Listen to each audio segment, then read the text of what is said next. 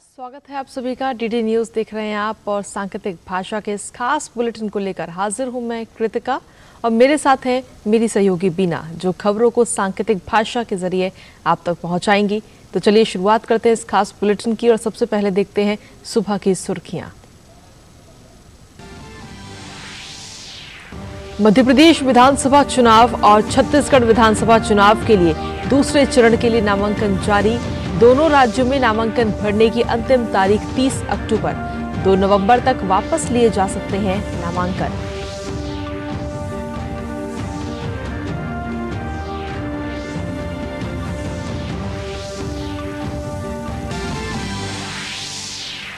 मौसम विभाग ने कहा, अरब सागर से उठे गंभीर चक्रवाती तूफान तेज के आज भीषण चक्रवाती तूफान में बदलने की आशंका। तेज के 24 अक्टूबर की शाम तक यमन के अल गैदा और ओमान के सलालाह के बीच से गुजरने की संभावना। अंतर्राष्ट्रीय खबरों में इजरायल ने कहा, गजा पर और तेज करेंगे हमले। गजा निवासियों से दक्षिणी क्षेत्र छोड़ने का फिर किया आह्वान। वहीं मानवीय सहायता की दूसरी खेप के आज गाजा पहुंचने की उम्मीद।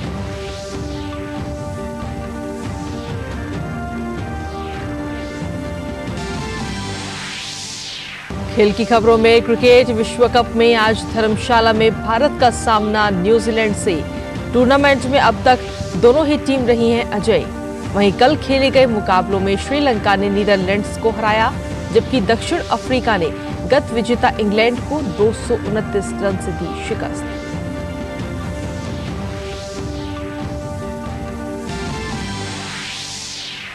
और आज है महाअष्टमी। देश भर के मंदिरों में उमड़ा आस्था का सैलाब। महाशक्ति के जयकारों से गुंजायमान हुए दुर्गा पंडाल।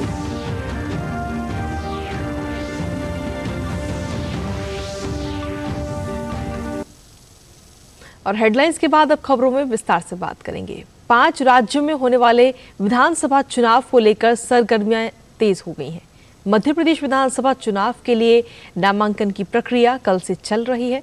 30 अक्टूबर तक नामांकन पत्र भरे जाएंगे, तो वहीं नामांकन वापस लेने की अंतिम तिथि 2 नवंबर है। प्रदेश के मुख्य निर्वाचन पदाधिकारी ने बताया कि नामांकन प्रक्रिया के पहले दिन शनिवार को 17 उम्मीदवारों ने नामांकन पत्र जमा किए।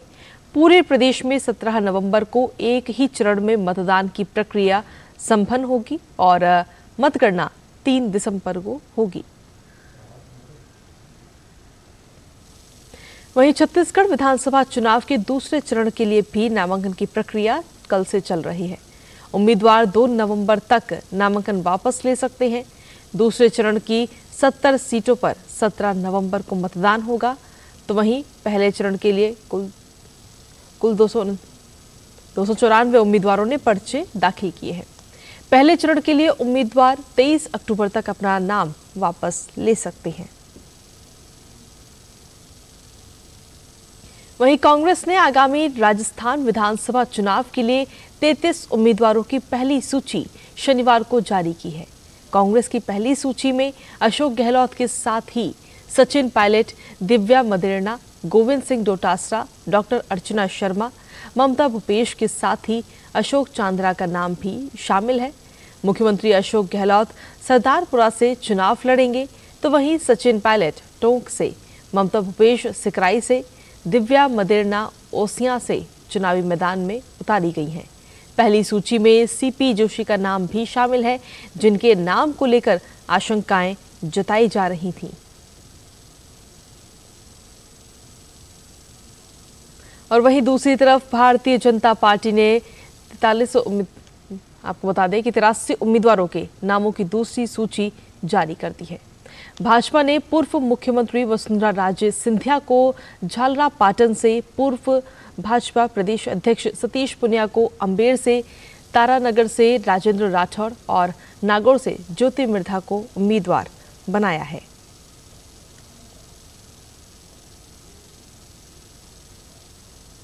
वहीं मध्य प्रदेश चुनाव के लिए भाजपा ने 92 उम्मीदवारों की 5वीं सूची जारी कर दी है। इस बार भारतीय जनता पार्टी ने पूर्व मंत्री माया सिंह और वर्तमान मंत्री उषा ठाकुर को टिकट दिया है। वहीं इंदौर 3 विधानसभा सीट से कैलाश विजयवर्गीय के विधायक बेटे आकाश विजयवर्गीय को टिकट नहीं मिला है। बीजेपी ने 5 लिस्ट जारी कर प्रदेश की 230 विधानसभा सीटों में से 228 सीटों के लिए प्रत्याशियों के नामों का ऐलान कर दिया है। पहली लिस्ट में पार्टी ने 39 उम्मीदवारों के नामों का ऐलान किया था। इसके बाद दूसरी लिस्ट में भी 39, तीसरी लिस्ट में 1 और फिर चौथी लिस्ट में 57 उम्मीदवारों के नाम घोषित किए गए। अब 92 सीटों पर नाम सामने आने के बाद कुल 228 सीटों के लिए प्रत्याशियों को मैदान में उतार दिया गया है। वहीं राजस्थान में बीजेपी ने 83 उम्मीदवारों की अपनी दूसरी सूची जारी की और वसुंधरा राजे सिंधिया, सतीश पुनिया और राजेंद्र राठौड़ जैसे दिग्गजों को चुनावी मैदान में उतारा है। तो वहीं बड़े इंतजार के बाद कांग्रेस ने भी 33 उम्मीदवारों की पहली सूची जारी की है। इस सूची में अशोक गहलोत और सचिन पायलट का नाम भी शामिल है। उधर मध्य प्रदेश में भाजपा ने 228 उम्मीदवारों के नामों का ऐलान किया है। राजस्थान के खेरथल में विशेष समुदाय के लोगों ने दलित समाज के 2 युवकों पर चाकुओं से ताबड़तोड़ हमला कर दिया। हमले में एक दलित युवक की मौके पर ही मौत हो गई, जबकि उसका दोस्त गंभीर रूप से घायल है। घटना के बाद ग्रामीण धरने पर बैठ गए और गांव में तनाव का माहौल है।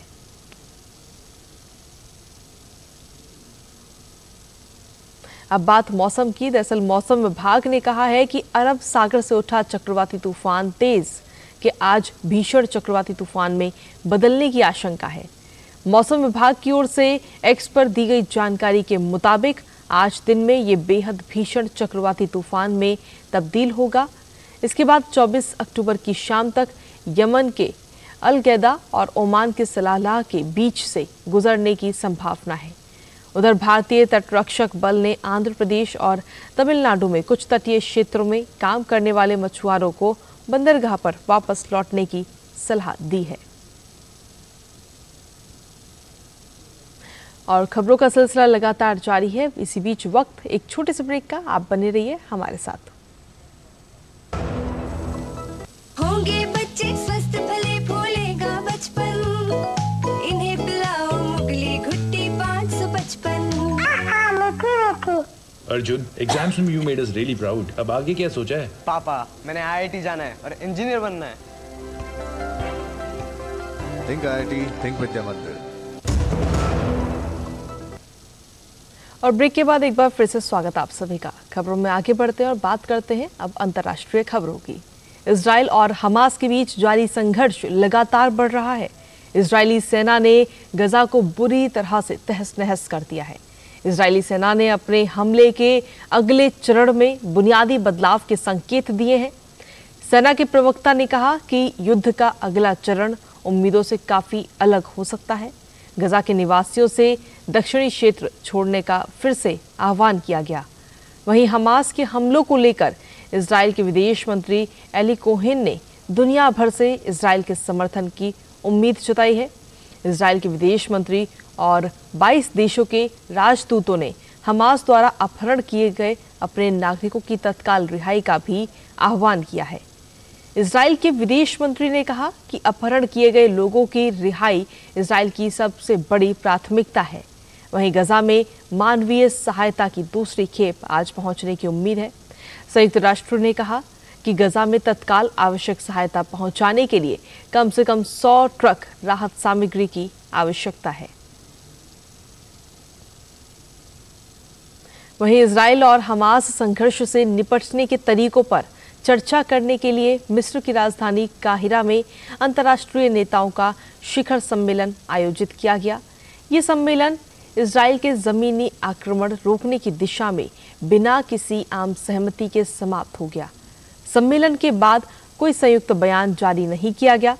मिस्र सरकार ने टकराव को रोकने और इसे स्थायी रूप से समाप्त नहीं करने के लिए अंतर्राष्ट्रीय समुदाय की आलोचना भी की। वहीं ब्राजील के विदेश मंत्री ने इजराइल फिलिस्तीनी संघर्ष पर तत्काल कार्रवाई का भी आह्वान किया है। और अब बात खेलों की। आईसीसी वनडे वर्ल्ड कप के 21वें मैच में आज भारत का सामना न्यूजीलैंड से होगा। ये हाई वोल्टेज मुकाबला आज धर्मशाला में खेला जाएगा। टीम इंडिया अपने सभी 4 मैचों में जीत के साथ अंक तालिका में दूसरे स्थान पर है, जबकि 4 मैचों में जीत के साथ न्यूजीलैंड बेहतर नेट रन रेट के आधार पर टॉप पर है। अब तक दोनों टीमों के बीच कुल 116 वनडे खेले जा चुके हैं, जिसमें से 50 मैच न्यूजीलैंड ने जीते हैं और 58 मैच भारत ने अपने नाम किए हैं। इनके अलावा 7 मैचों के कोई परिणाम नहीं निकल सके हैं और एक मुकाबला टाई भी रहा है। वहीं वनडे विश्व कप में न्यूजीलैंड ने भारत के खिलाफ 5 मैच जीते हैं और 3 मैच में शिकस्त भी झेली है।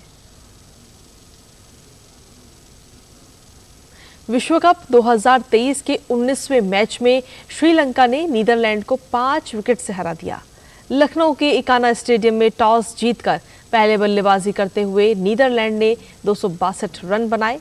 श्रीलंका ने 5 विकेट खोकर 263 रन बना लिए और टूर्नामेंट में पहली जीत हासिल की। श्रीलंका इस विश्व कप में जीत हासिल करने वाली आखिरी टीम है। श्रीलंका से पहले बाकी 9 टीमें कम से कम एक मैच तो जीत चुकी थीं। पथुम निसांका और सदीरा के अर्धशतक ने श्रीलंका को जीत दिलाने में अहम योगदान दिया है। महान समाज सुधारक, ओजस्वी वक्ता, तेजोमय सन्यासी और वेदांत की जीती जागती मूर्ति स्वामी रामतीर्थ की आज जयंती है। स्वामी जी का जन्म 1873 में अविभाज्य भारत के पंजाब प्रांत के गुजरांवाला जिले में हुआ था। उनका मूल नाम तीरथ राम था। स्वामी विवेकानंद के साथ मुलाकात में धार्मिक अध्ययन में रुचि तथा अद्वैत वेदांत के एकेश्वरवादी सिद्धांत के प्रचार के प्रति उनकी इच्छा और भी मजबूत हुई। 1902 में उन्होंने 2 साल तक अमेरिकियों को हिंदुत्व के मर्म के बारे में समझाया। जाति, धर्म और अशिक्षा में जकड़े समाज को उनके बेबाक विचारों ने काफी प्रेरणा दी। 17 अक्टूबर 1906 को दिवाली के पावन दिन जब हिमालय क्षेत्र में गंगा के तट पर स्नान कर रहे थे तो गंगा में डूबने से उनकी मृत्यु हो गई। शारदीय नवरात्रि का आज 8वां दिन है। आज मां दुर्गा के 8वें स्वरूप महागौरी की पूजा अर्चना की जा रही है। नवरात्रि की अष्टमी तिथि को महाअष्टमी और दुर्गाष्टमी भी कहते हैं। इस दिन कन्या पूजन भी किया जाता है। मंदिरों में सुबह से ही भक्तों का तांता लगा हुआ है। दिल्ली के झंडेवाला मंदिर में मां महागौरी की पूजा अर्चना की गई। वहीं महाअष्टमी के दिन कालकाजी मंदिर में सुबह की आरती की गई। और इसी के साथ फिलहाल सांकेतिक भाषा के इस खास बुलेटिन में हमारे साथ इतना ही। मुझे, मेरी सहयोगी बीना और हमारी पूरी टीम को दीजिए अनुमति। नमस्कार।